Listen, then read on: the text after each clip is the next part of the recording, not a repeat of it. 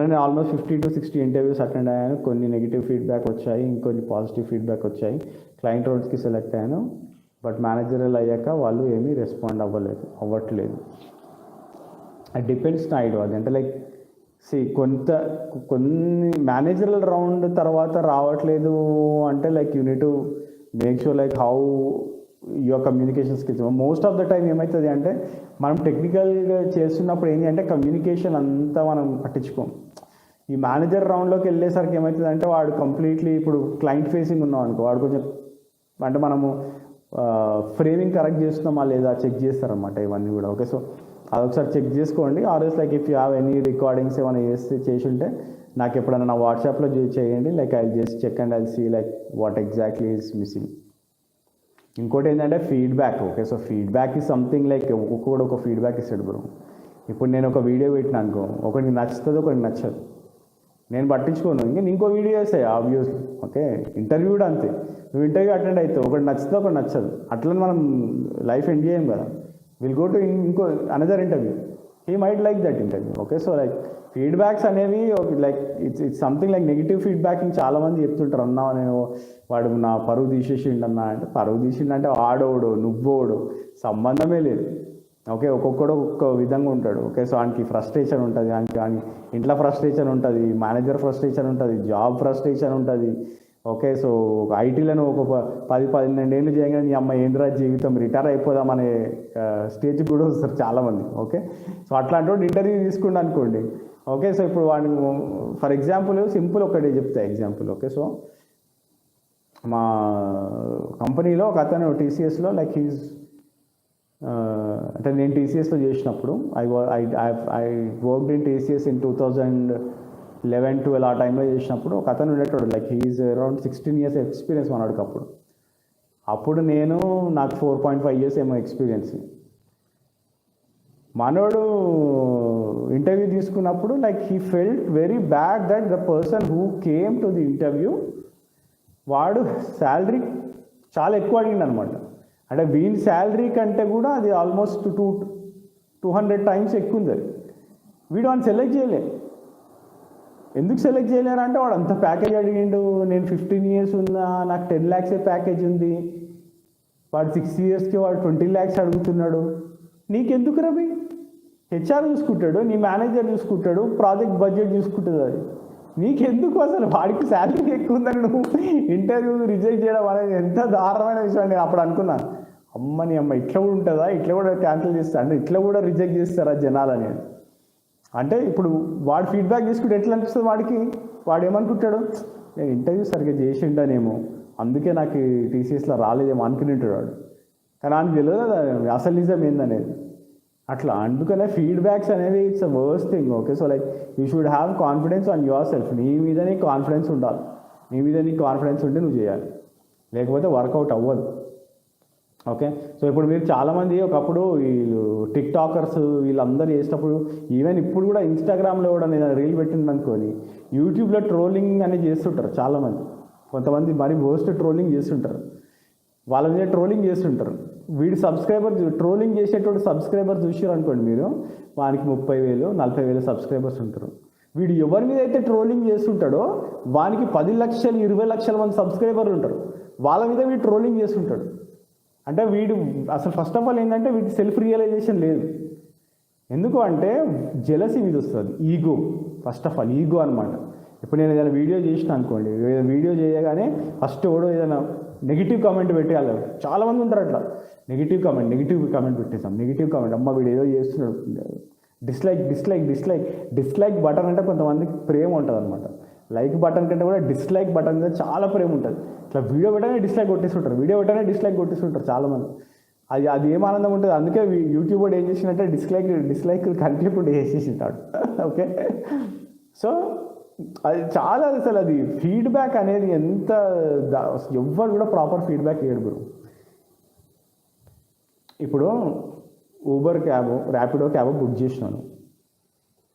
ఇప్పుడు నాగోల్ నుంచి ఉప్పల్ దాకా పోయినాం అనుకో, అంటే ఎంత 3 kilometers. ర్యాపిడో వాడు మంచిగా వస్తాడు, అన్న బుక్ చేసినావు కదా అన్న, కూర్చో అన్న, హెల్మెట్ ఇస్తాడు, పెట్టుకుంటాం, ఉప్పల్లో దిగుతాం, థ్యాంక్స్ అన్న, రేటింగ్ మంచిగా అన్న. 3 ఇస్తాడు వీడు. అరే వాడు నేను కొట్టిండా, తిట్టిండా, ఏమైనా చేసిండా, 5 ఎందుకు ఇవ్వను రేటింగ్? 3 ఇస్తాడు వాడు. వాడు స్టాండర్డ్ అనమాట. నువ్వు వాడిని తిట్టు, కొట్టు, మంచి తీసుకో, వాని కాలు మొక్కు, ఏమనేది 3. అదేం దరిద్రం అలవాటు నాకు అసలు అర్థమే కాదు జనాలు. నువ్వు 3 ఎందుకు ఇచ్చినావు? ఒకసారికి మా ఫ్రెండ్ రేటింగ్ ఇస్తుంటే 3 ఇచ్చిండు. 3 ఎందుకు ఇచ్చినావురా నువ్వు రేటింగ్? వాడు మంచిగానే అసలు వాడు ఏం లేదు, వాడు నేను తీసుకొచ్చిండు, దించిండు, వాడికి ఎంత కావాలో డబ్బులు వాడిని మాట్లాడలేదు, నేను టిప్ అడగలేదు, వాడు ఎక్స్ట్రా డబ్బులు అడగలేదు. నువ్వు 3 ఎందుకు ఇస్తావు అంటే, నేను స్టాండర్డ్గా 3 ఇస్తారా ఎవరికైనా? ఎందుకు? ఇదే మీకు నాయన. అంటే నువ్వు ఎంత మంచి ఎగ్జామ్ రాసినా కానీ నీకు 100కి ఎప్పుడు 60 ఇచ్చిననుకో మీ సారు, ఊకుంటావా? ఊకో. ఇది కూడా అంతే. ఫీడ్బ్యాక్ అనేది ఎంత దరిద్రం అయిపోయిందంటే ఈ మధ్య జనాలు, అదొక అలవాటు అయిపోయింది జనాలకి. అంటే 5 ఇవ్వద్దు అంతే, 10 కాస్ట్ నేను 5 ఇవ్వద్దు. వాడు ఓడో తెలియదు, వాడిని చుట్టం కాదు, వాడిని ఫ్రెండ్ కాదు, అసలు వాడిని ఇంతవరకు నువ్వు చూడలే, మళ్ళీ ఫ్యూచర్లో చూడవు, మనతో మాట్లాడవు, అయినా కానీ మనకి రేటింగ్ ఇవ్వరు. అంటే మనకి 3. కొంతమంది అయితే అసలు 1, 2 ఇచ్చేటోళ్ళు ఉంటారు. అసలు అది అయితే ఇంకా దరిద్రం. మొన్నోడో మాది ట్రైటీ టెక్నాలజీస్ పాత కంపెనీ ఉండే కదా, వాడు 1 రేటింగ్ పెట్టినాడు. వాడు ఓడో కూడా తెలియదు మాకు, వాడు ఏమేమో రాసేసిండు కింద. నేను గూగుల్లోకి పెట్టిన, అరే వీడు అసలు ఓడో తెలియదు మాకు. వాడు మాకే కాదు, ప్రతి కంపెనీకి అట్లే పెట్టిండాడు. అంటే వాడి ప్రొఫైల్ ఓపెన్ చేస్తే వాడిని కమెంట్స్ కనిపిస్తాయి కదా, ప్రతిదానికి 1 స్టార్ ఇచ్చిండు. సేమ్ కమెంట్ మొత్తం ఏదో ఒక 6-7 లైన్స్ ఆఫ్ కమెంట్ కాపీ చేసి పెట్టేసాడు మొత్తం అన్ని కంపెనీస్కి. మాది ఎప్పుడు కూడా 5 రేటింగ్ ఉండేది, సడన్గా చూసేసరికి 4 పాయింట్ సంథింగ్ అనిపిస్తుంది. ఇదేంద్రా ఇట్లా అయిపోయిందని చూసేసరికి వాడు 1 స్టార్ ఇచ్చి ఏదేదో మాట్లాడేసాడు. గూగుల్ రివ్యూ పెడితే, గూగుల్లోకి పెడితే వాడు గూగుల్ వాడు దాన్ని తీసేసాడు. అంటే వాడు డూప్లికేట్, అంటే ఇది ఫ్రాడ్ అని చెప్పేసి అట్లుంది. ఓకే, సో ఇంటర్వ్యూలో కూడా ఎప్పుడు ఫీడ్బ్యాక్లు తీసుకోవద్దు, ఎవ్వని ఫీడ్బ్యాక్లు తీసుకోవద్దు. నువ్వు మంచిగా చెప్పినావా లేదా నీకు అర్థమైపోతుంది. ఓకే, 1+1 = 2 అది స్టాండర్డ్. ఓకే, నువ్వు కరెక్ట్ చెప్పినావా లేదా నీకు తెలుస్తుంది. ఫస్ట్ టైం తప్పు చెప్తావు, అరే 1+1 = 3 4 అంటావు. సెకండ్ ఇంటర్వ్యూ పోతావు, 1+1 అదే క్వశ్చన్ అని అనుకో 2 అంటాడు, కాదు 3 అనుకుంటా అంటాడు. 1+1 2 బే నాకు తెలుసు అని చెప్తావు. నీకు తెలుసు, నీ సెల్ఫ్ రియలైజేషన్. వాడు ఫీడ్బ్యాక్ ఇవ్వాల్సిన అవసరం లేదు. ఇక్కడ ప్రాబ్లం ఏమవుతుందంటే, నువ్వు ఫస్ట్ ఇంటర్వ్యూ అటెండ్ అయినప్పుడు 1+1 = 2 లేకపోతే 1+1 = 4 అని చెప్పినావు అనుకో, నెక్స్ట్ ఇంటర్వ్యూలో నువ్వు చూసుకోవాలి అది 1+1 ఏందిరా బే అని. నువ్వు మళ్ళీ అదే కాన్సెప్ట్ నేర్చుకోకుండా పోయి మళ్ళీ ఇంకోటి 1+1 అని అడిగిన అనుకో, నెక్స్ట్ టైం 3 అంటావు. వాడు అంటాడు, కాదు బ్రో 5 బ్రో అంటాడు. అర్రే అవునా 5? ఇంకో ఇంటర్వ్యూ పోయినప్పుడు 1+1 అంటే ఏం చెప్తావు? 5 చెప్తావు. ఆడు అప్పుడు తిరుగుతాడు. అప్పుడేమంటాడు, అరే 1+1 = 5 అవుతుంది అరబై, ఎక్కడ ఉన్నది చదువుకొని వచ్చినావా అరబై అసలు ఇక్కడ నేర్చుకున్నావా?